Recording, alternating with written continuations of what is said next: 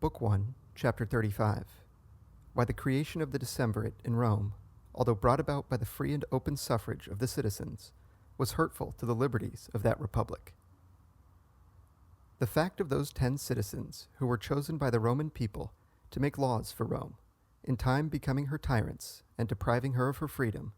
may seem contrary to what I have said above, namely, that it is the authority which is violently usurped, and not that which is conferred by the free suffrages of the people, which is injurious to a republic. Here, however, we have to take into account both the mode in which and the term for which authority is given.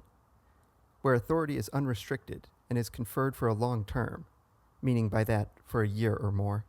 it is always attended with danger, and its results will be good or bad according as the men are good or bad to whom it is committed. Now when we compare the authority of the 10 with that possessed by the dictator, we see that the power placed in the hands of the former was out of all proportion greater than that entrusted to the latter. For when a dictator was appointed, there still remained the tribunes, the consuls, and the senate, all of them invested with authority of which the dictator could not deprive them. For even if he could have taken his consulship from one man, or his status as a senator from another, he could not abolish the senatorial rank, nor pass new laws. So that the Senate, the consuls, and the tribunes, continuing to exist with undiminished authority, were a check upon him, and kept him in the right road. But on the creation of the 10, the opposite of all this took place. For on their appointment, consuls and tribunes were swept away,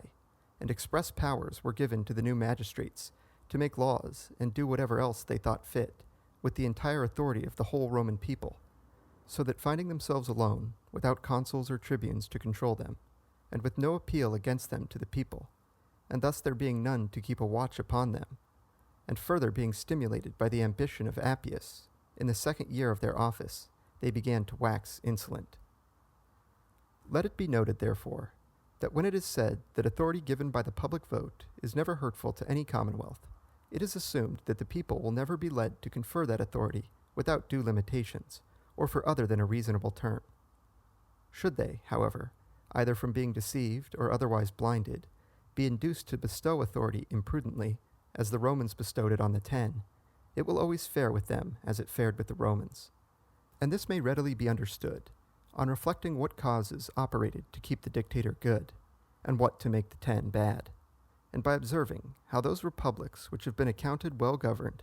have acted when conferring authority for an extended period, as the Spartans on their kings, and the Venetians on their doges.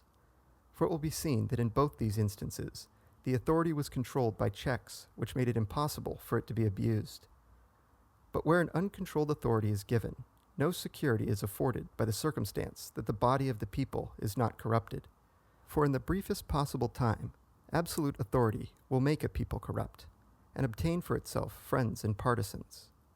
Nor will it be any hindrance to him in whom such authority is vested, that he is poor and without connections. For wealth and every other advantage will quickly follow, as shall be shown more fully when we discuss the appointment of the 10.